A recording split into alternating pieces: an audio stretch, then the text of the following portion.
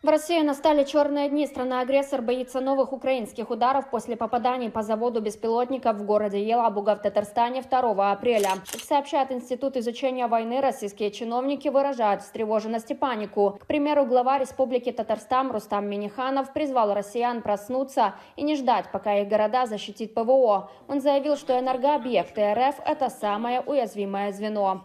Аналитики считают, что беспокойство РФ после ударов 2 апреля растет, ведь там понимают неспособность Министерства обороны России защитить города и критически важные объекты инфраструктуры от ударов дронов. Кроме того, в Институте изучения войны упоминают, что российские военные источники недавно заявили о создании мобильных огневых групп для противодействия дронам, а это указывает на то, что Россия может быть не в состоянии развернуть обычные системы противовоздушной обороны для защиты всех критически важных объектов.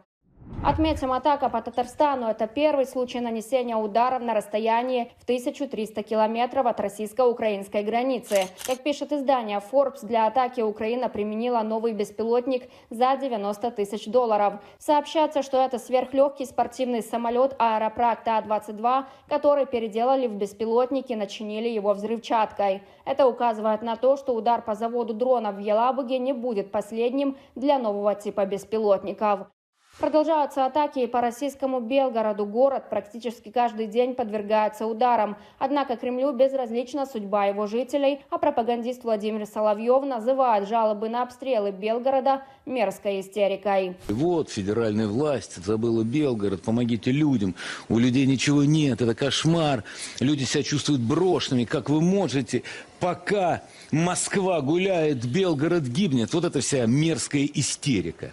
Кроме того, вечером 3 апреля в Ростове-на-Дону после нескольких взрывов произошел масштабный пожар в промзоне. Сообщается, что возгорание произошло на территории зернохранилища. Площадь пожара охватила 1000 квадратов. По предварительным данным, также загорелся склад с горючим.